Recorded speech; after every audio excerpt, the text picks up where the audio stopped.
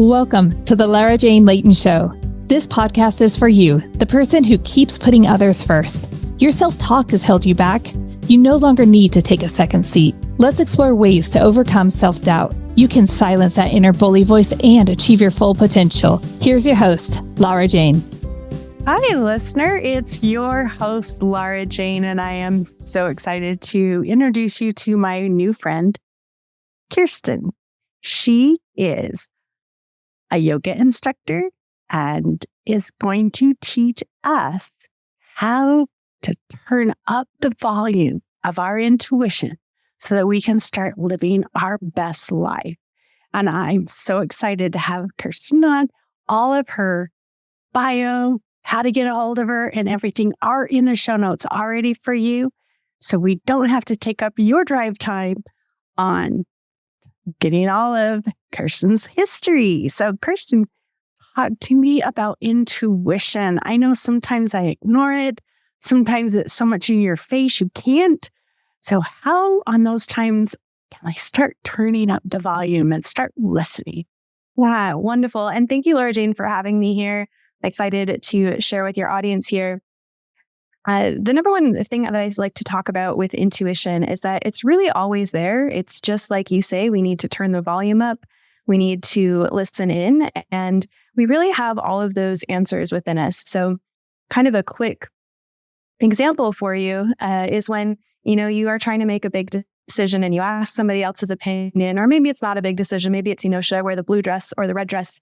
And the person says the blue dress, and you're like, oh, no, I want the red dress. Like, you already know that answer, but you're like trying to find some kind of outside validation. And then when it doesn't come, you automatically know, you can feel it that, nope, that's not right. And so a really important thing in order to connect in with our intuition and really our gut is to be able to start listening and start developing that. And so as a yoga instructor, I'm super passionate about the first approach into listening to intuition is starting with our physical body. So our physical body is always sending us signals, always telling us things that we need, right? We have learned from a young child that, we have this feeling in our stomach, and that means we're hungry and we need food, and we go to find food. And so using yoga to utilize something very similar, we are taught how to listen into those messages that our body is giving us. So another big example, right? When we are children, we are, starting to become toilet trained out of our diapers, and, babies, they don't know that there's this signal in their body that means, it's time to go into the restroom and take care of things. And that is something that we have to be taught. We have to, we're always telling small children, like, listen to your body. What is your body saying? And then we kind of lose that connection, right? As we grow and as we age, and we have our basic needs that we have listened to in our body, and everything else has gone to the wayside. So when we practice our yoga practice, really what it is about bringing awareness. So taking that moment to get calm, to listen in, say, how is my body feeling today? What is something that I need that's going to make me feel better, or something that's going to give me peace?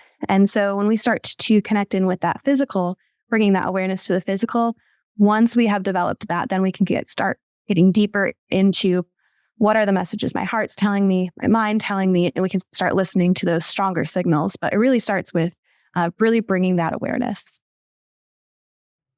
I love the awareness. And one of the things that I also have learned is that sometimes, even though we heard it, we think we know better and we do it our own way. And I'm like, warning, if you keep ignoring it, you're going to not know how so powerful and beautiful it can be. So do you have a way of helping us not ignore it? Yes. So it all starts with, that awareness, like I said, and starting to build that practice. But the reason that we're not listening to it is we don't trust it, right? And we don't trust ourselves. And we don't do that for a number of reasons, most notably because we don't follow through on the promises ourselves. So think about it this way. Think about, you're going to go make plans with a new friend, right? A new acquaintance that you've made. And hey, tomorrow let's meet at noon for lunch. And they show up and you're like, okay, great. I can trust this person. Let's try it again next week, Tuesday at noon. And they show up and they are starting to build that trust. And you realize they're going to show up for you. Now, think about how many times you said, tomorrow morning, I'm going to get up a half an hour earlier and go for a walk around the block. Or tomorrow, I'm going to take those 5 minutes and not scroll on my phone and do something else. And then when it comes down to it, we don't hold ourselves accountable. We don't show up for ourselves. And so we're further dividing that trust that we have with ourselves. So if someone else were to come into our life and say, let's meet tomorrow at noon, and they don't show up, and then you're like, okay, let me try again next week, and they don't show up, or they have excuses or whatever, you're not going to trust them, and you're not really going to listen to their opinion because it doesn't really matter to you because, they've shown that you can't trust them.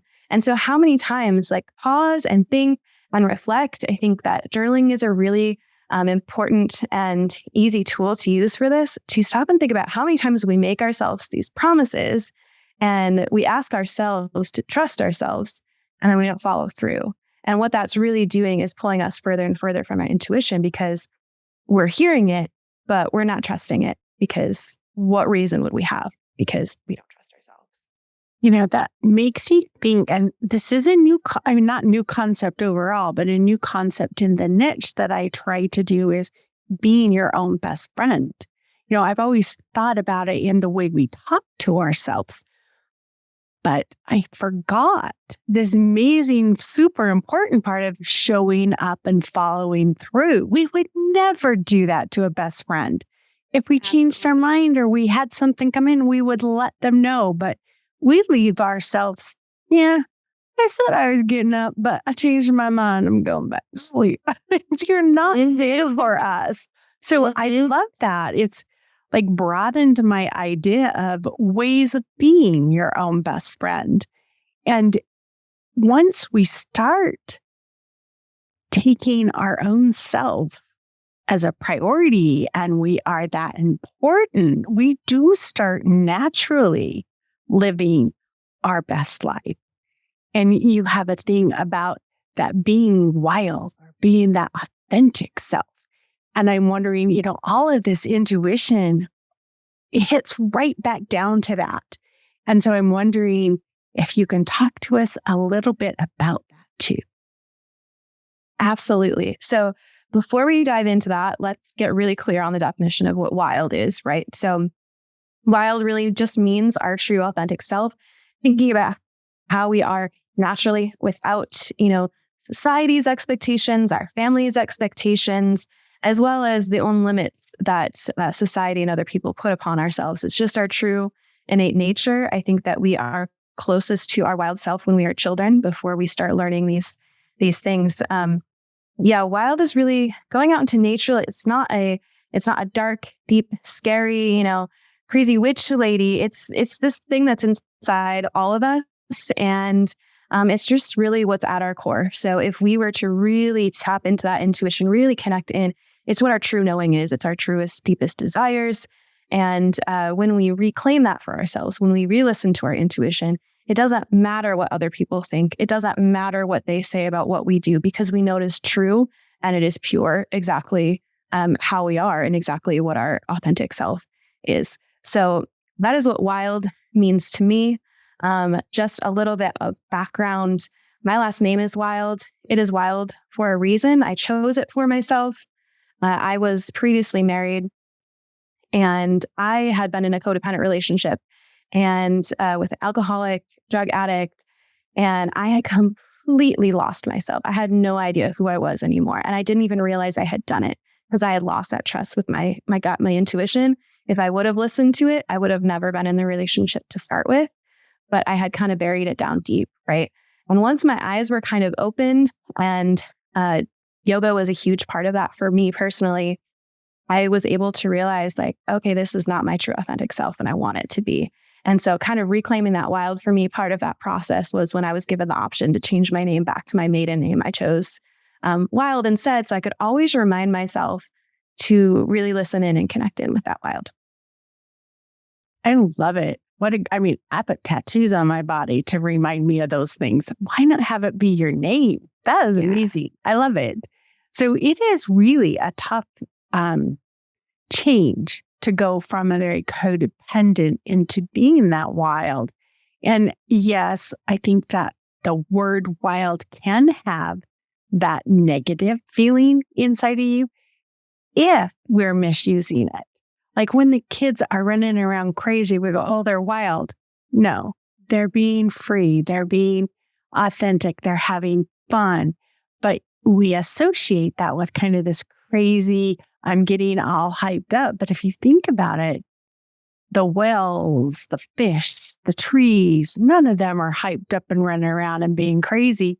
Even the most aggressive animals that you know aren't running around crazy like our kids. So let's think of this as this natural balance of human or earthly life that happens naturally because we're authentic.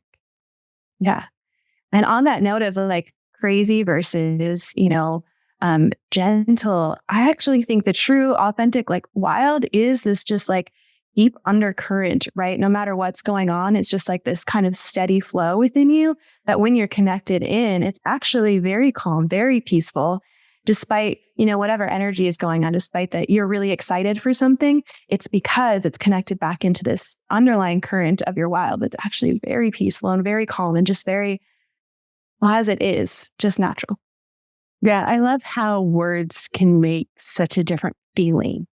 And the words that make me feel calm and relaxed aren't always the same that make somebody else calm and relaxed.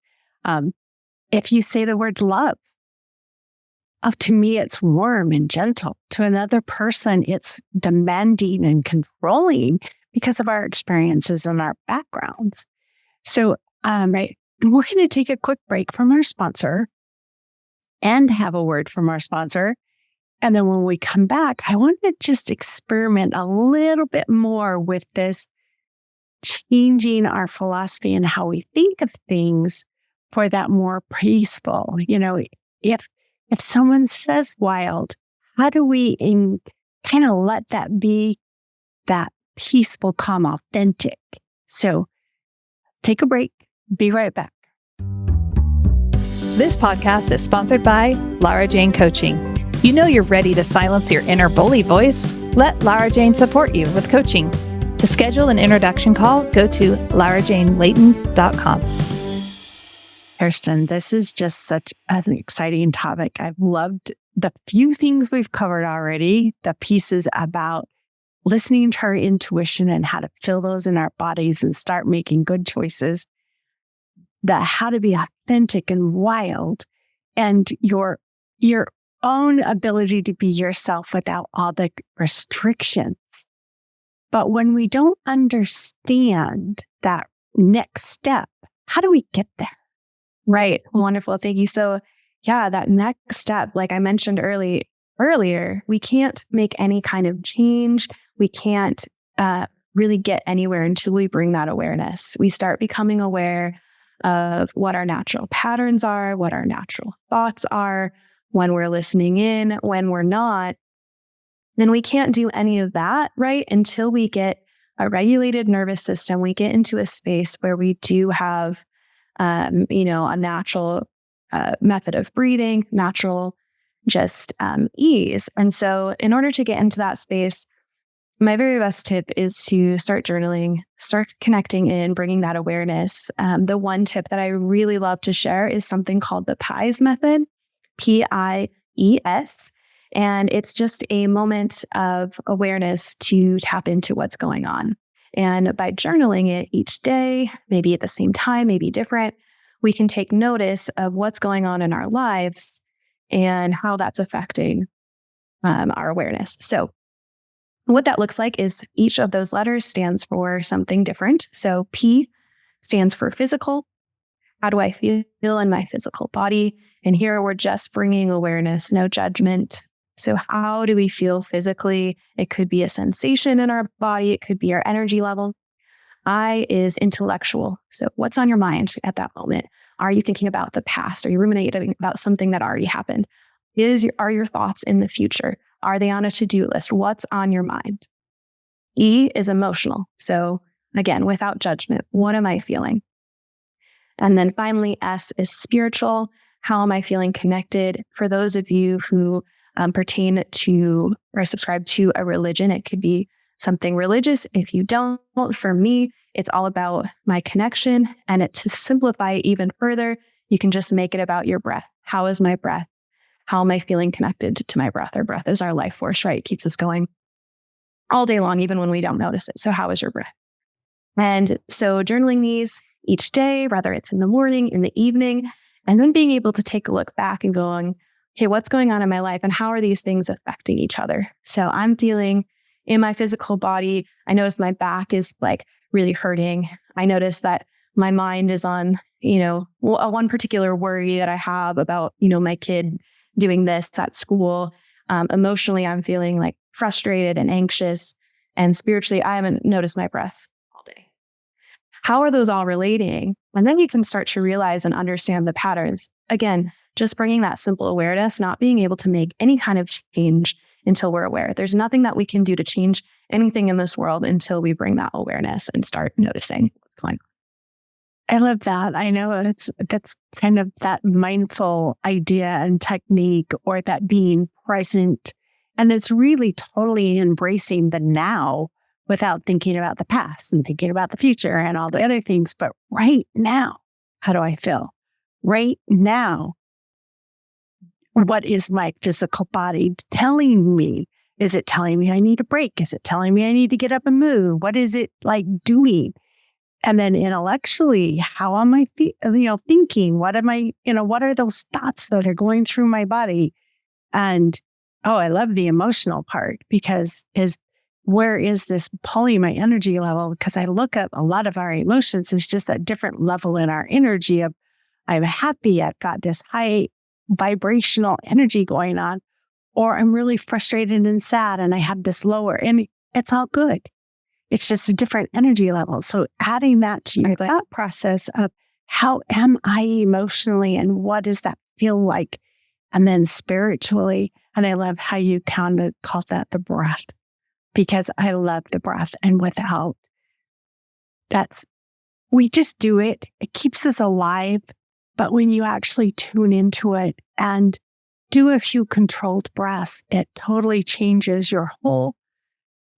Well, it gets me out of my mind. That's the whole reason I do it, is because I get so into my brain and I forget to just let life happen. And breathing reminds me to let life happen.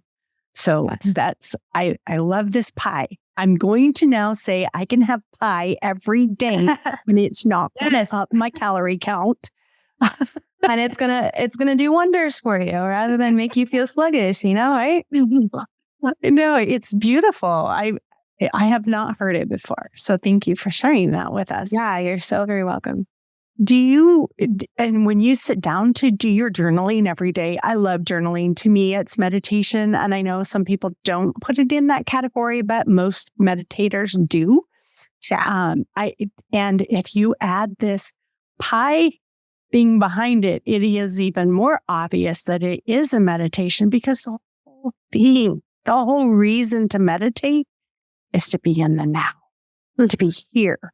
And so as we get into that now and we start listening to our intuition and we start following it, not just listening, how do we then move to our dream life? Yes. So it's like this ladder effect, right? So first comes awareness and listening. And then, this experimentation of, okay, what do these signals mean? Let me see how we respond, right? And from there, we're building that trust with ourselves because we're showing up, we're bringing awareness, we're becoming present. And from there, we're building this trust. We're building our self-confidence, we're building our bravery. And the more that we dig in, the more that we do and show up for ourselves, the more we just kind of have this natural sense and we realize there's something for me there. There's something for me. And I have proven to myself that I can do the work. And I have proven to myself that I can make a change by bringing that awareness and starting to experiment, right? And so what else can I do? We start to dig deeper. We start to find out what that dream is. We start to play with what brings me joy, right? And say yes to it. And at that point, we've developed this self-worth because we've shown up for ourselves. We're able to say yes to those opportunities. And the more times that we say yes to those opportunities, the more joy we get and the more we want more of it. And that is really not only influencing our own lives, everyone around us that is witnessing it. And it is just spreading out this joy, right? In these infinite amounts. And you realize, I've got these dreams and I want to go after it. And you've built that strong base. You've built that self-confidence. You've built that bravery that you're ready to take those leaps. You're ready to build and change and make whatever that dream is that's possible for you. Despite people telling you that that's crazy, despite people, maybe looking down, you realize like, okay, those people don't know though. I know because I've learned how to listen in. And so they couldn't possibly know. I can't know for you, Laura Jane, right? Because I have no idea what you feel inside. And so being able to really connect and build that intuition is really that base for, okay, what can I do next? Because I know it is the right decision because I've built this trust over all this time. I love taking back that control. I mean, it is control. And we expect somebody else to tell us how to do, think, act, and be. We've lost control of our lives. And it's time to step back in and to grab those reins and start paying attention. Let's train ourselves to be the best us we can be. And really, the training is letting go of all the caged crap that happened all through our lives that have made us hold back, sit back, and not want to share. And we're so afraid of not being liked. But I honestly think once you start doing this for a while, you're going to start liking this real person in you, and it's not going to feel odd. So I definitely, it is a process, and it does take some faith, and you do have to start. It doesn't happen to everybody overnight. Yes, there have been some people that have changed overnight. I wasn't one of them. I like baby steps. So I'm just wondering if there's any last amounts of wisdom or insight that you would like to share with our listener today that can help them hold on to this and use it in their daily lives. Thank you. I think what you just mentioned about this idea of control, right? We are not in control of so many things. We are not in control of other people's reactions to us, other people's choices, life events sometimes that happen to us, things that we did not ask for. These things come into our lives and we don't have control over whether they happen or not. But what we do have control over is how we decide to respond and how we decide to react. And while at first it feels like this overwhelming of what you're telling me I don't have any control, at first that might feel alarming and scary because we're human beings and we like to control, right? But at the same time, it's absolutely freeing because you realize, okay, all I can do is what's best for me. And I'm hoping that's what's best for everyone else, but I can't control whether they make that decision or not. I can't control whether this life thing happens to me, but I can control how I respond, how I show up in the world, and how I show up for myself. And once you have that, anything is possible. And I think it just radiates to everybody else, and you're just going to inspire so many other people by just following your true path.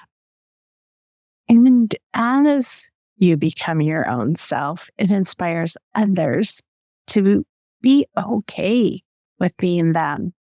And it's that piece of inspiration that will change the world. But because we've all had different upbringings and because we've all had different things we've experienced, our triggers are different and our responses have been trained different. And I might trigger one person in a very frustrating, negative, they go downstream, and another person, the exact same thing is inspired and moving on. We, like you said, we cannot be responsible for somebody else's response, but we are responsible for our own response. And we cannot let those external things that aren't perfect in our mind change the way we respond. And we can always respond in a kind, friendly manner. So I love the message that you've brought to us about listening to our intuition and understanding where it's coming from so that we can be that best person. That ability to be wild and free. And I love the pie. I now get pie every day. Even though I journal every day, now it's going to be my pie day. And I'm excited to have it. That way of really tuning into all of the different senses of our body and our thoughts and our process to be present. And when we be present with a heart of gratitude, we change the world. And so thank you for your message that will change the world. Thank you. Kirsten and I are not medical or mental professionals. We are here for entertainment purposes. The full medical disclosure is in the show notes in case you want to see that. Stay tuned for the next episode. Are you tired of waking up exhausted? You are not alone. If you're looking to take your life back, let's start with the simple step of adjusting your self-talk. Stay tuned for the next episode with your host, Lara Jane. Remember to follow the show so you don't miss a next simple step that you can use to feel more confident. And please leave an honest review.